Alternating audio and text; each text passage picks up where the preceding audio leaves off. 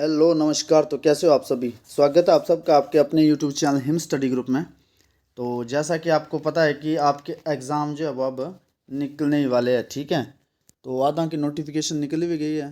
तो एग्ज़ाम तो आपके अब आ ही जाएंगे, मार्च से पहले लगभग आधे जो वो हो जाएंगे। बाकी जो भी है वो नोटिफिकेशन के हिसाब से लगेगा पता कि कब कब होंगे आगे, ठीक है।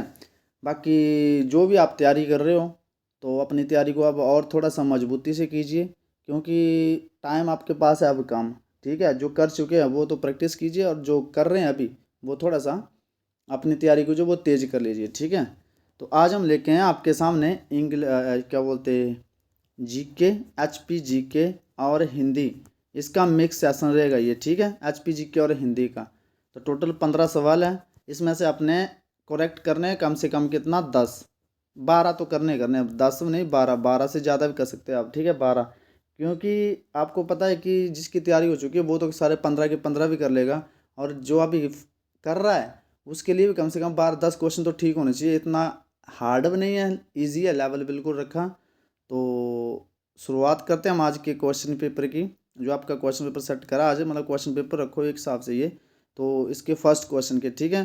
तो इसका फर्स्ट क्वेश्चन है ये बोल रहा है कि हिमाचल प्रदेश में कहलूरी कहलूरी जो एक बोली है, ठीक है, ये मुख्यतः किस जिले में बोली जाती है। जो कहलूरी बोली है हिमाचल प्रदेश में, ये कहलूरी एक बोली है, किस जिले में बोली जाती है, ठीक है। ये बिलासपुर में बोली जाती है, लाहौल स्पीति में बोली जाती है, ऊना में बोली जाती है, या कुल्लू में। तो हिमाचल प्रदेश में जो कहलूरी है वो मुख्यतः बोली जाती है आपके बिलासपुर, ठीक है। बिलासपुर जिले की बोली है एक कहलूरी, ठीक है। चलते हैं सेकंड क्वेश्चन की ओर, और आपने अपना स्कोर जो वो कमेंट सेक्शन में जरूर बताना कि आपने 15 में से कितने ठीक करे, ठीक है। तो चलते हैं नेक्स्ट क्वेश्चन की ओर। नेक्स्ट क्वेश्चन आपका कि बिलासपुर, अब आ गया क्वेश्चन कि बिलासपुर जिले में कौन सी बोली जो है वो बोली जाती है। तो भगाती बोली जाती है, कांगड़ी, कहलूरी, या महासुबी।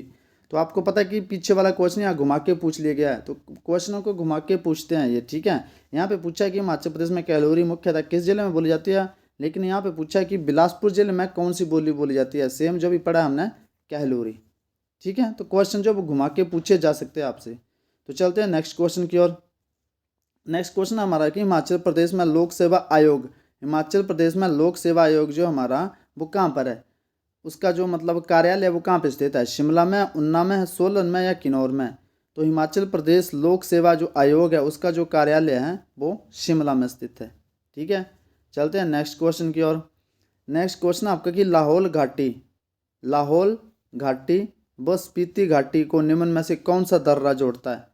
तो रोहतांग जोड़ता है, कुंजुम जोड़ता है, बारालाचा जोड़ता है, या शिपकीला जोड़ता है। तो आपको पता है जो कुल्लू और लाहौल स्पीति को जोड़ता है वो है आपका क्या बोलते हैं, रोहतांग पास है, जहाँ पे हमारी ब्यास नदी में निकलती है, ठीक है। रोहतांग से जो रोहतांग है वहाँ से हमारी ब्यास नदी निकलती है। और लाहौल बस स्पीति को जो जोड़ता है, अब कुल्लू और मनाली से ऊपर लाहौल है, उसके ऊपर स्पीति है, ठीक है। तो लाहौल और स्पीति को जो जोड़ता है वो कुंजम दर्रा है, ठीक है। अगर यहाँ पे ऐसे होता लाहौल व कुल्लू या मतलब मनाली होता, या फिर कुल्लू या मनाली दो में से एक शब्द होता, तो मतलब लाहौल व कुल्लू या मनाली को जोड़ने वाले कौन सा दर्रा है, तो रोहतांग दर्रा है, ठीक है। तो लेकिन यहाँ पे पूछा कि लाहौल घाटी व स्पीति घाटी, लाहौल घाटी व स्पीति घाटी को जो दर्रा जोड़ता है वो कौन सा है, वो है कुंजम दर्रा। चलते हैं नेक्स्ट क्वेश्चन की ओर। बोलता है ब्यास नदी का उद्गमन स्थान का नाम क्या है। अब ब्यास नदी का उद्गमन स्थान का नाम क्या है। आपको मैंने ये बताया है कि जो ब्यास नदी है वो निकलती है कहाँ, रोहतांग से, ठीक है। और रोहतांग पास से निकलती है, ठीक है। जो ब्यास नदी है वो रोहतांग पास से निकलती है, लेकिन यहाँ पे पूछा है कि उसका उद्गमन स्थान क्या है, नाम क्या है उस जगह का।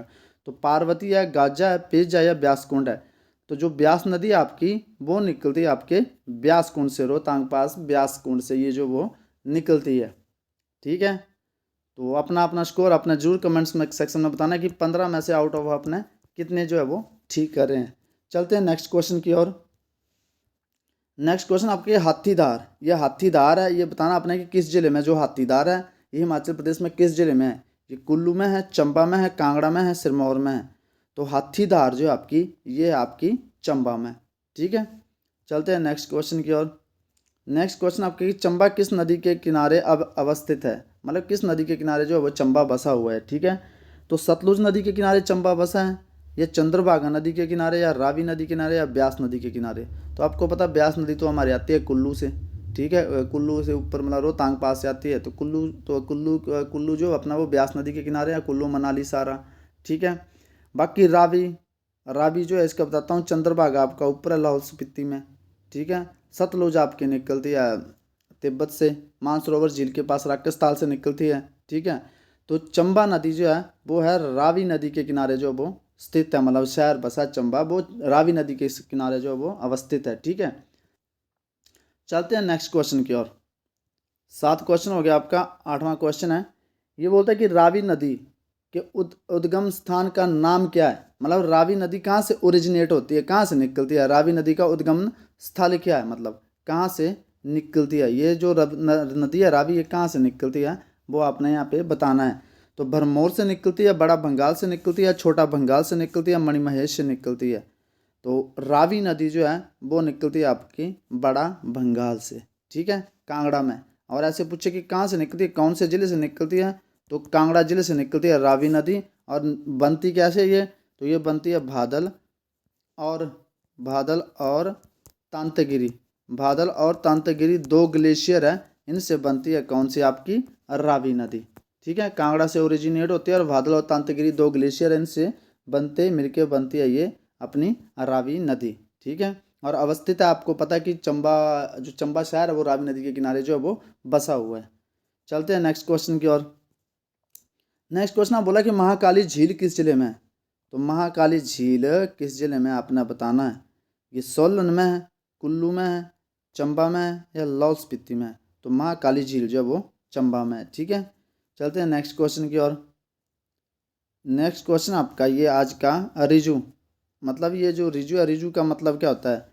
रिजू का मतलब यहाँ पे टाइपिंग करते वक्त लिख दिया मैंने गलती से। तो रिजू का मतलब, रिजू होता है आपका सीधा।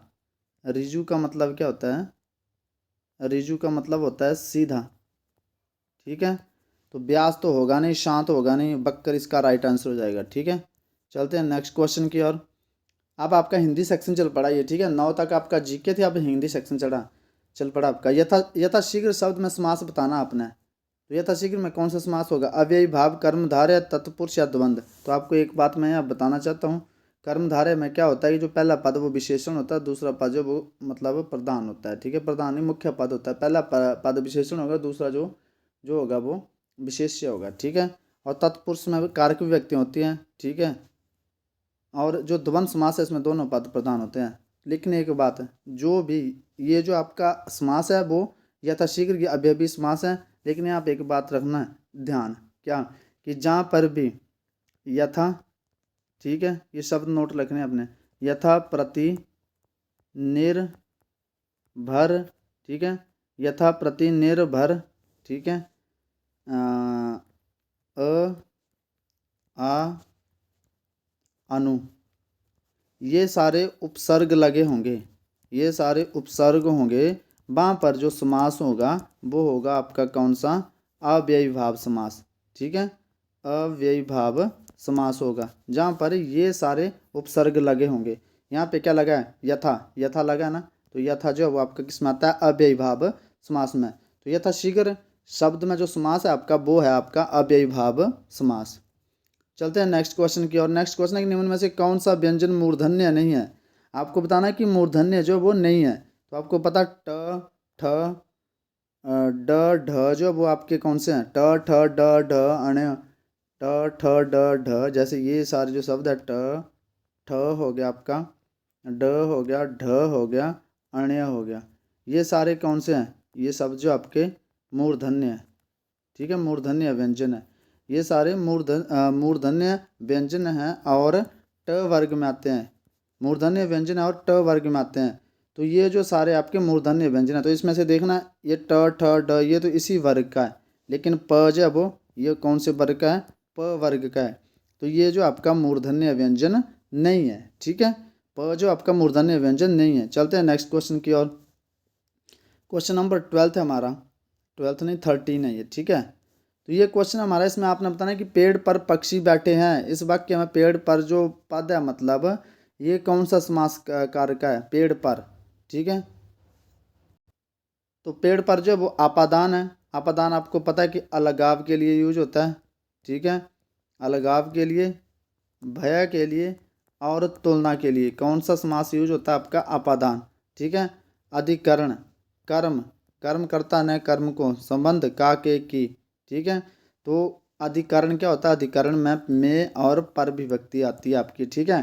तो पेड़ पर पक्षी बैठे हैं, इस वाक्य में पेड़ पर जो मतलब कौन सा समास का कारक है? तो ये आपका अधिकरण समास का कारक है। चलते हैं नेक्स्ट क्वेश्चन की ओर। नेक्स्ट क्वेश्चन आपके कि मनोयोग शब्द में संधि विच्छेद करना अपना। इसका संधि विच्छेद क्या होगा? तो ये कैसे बनता है? ये बनता है मनः जमा योग। ठीक है। और जब इसको आप ज्वाइंट करते हैं तो ये जो विसर्ग हैं ये ओ की मात्रा में बदल जाती है। ठीक है। तो ये बन जाता है मनोयोग। तो इसका जो संधि विच्छेद होगा वो होगा मनः जमा योग होगा। ठीक है। चलते हैं नेक्स्ट क्वेश्चन की ओर, जो आपका लास्ट क्वेश्चन है। ठीक है।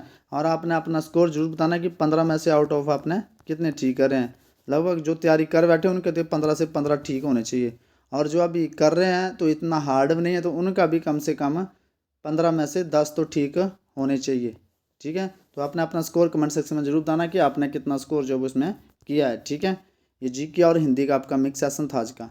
तो आपने आप बताना है कि शांत रस का स्थायी भाव क्या होता है। तो शांत रस है, ये रस है आपका, तो शांत रस का स्थायी भाव क्या होगा आपने ये बताना है। क्षमा होगा, वैराग्य होगा, निर्वेद होगा या दया होगा। तो जो शांत रस है उसका जो स्थायी भाव होता है वो होता है आपका क्या होगा इनमें से? क्षमा, वैराग्य, निर्वेद या दया। तो शांत रस का स्थायी भाव होता है निर्वेद। ठीक है।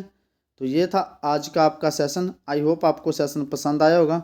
तो आपने वीडियो में जरूर बता करके मतलब जरूर कमेंट करके हमें बताना है कि आपने अपना स्कोर जो वो कितना किया है। ठीक है। तो मिलते हैं नेक्स्ट वीडियो में, तब तक के लिए जय हिंद, जय भारत।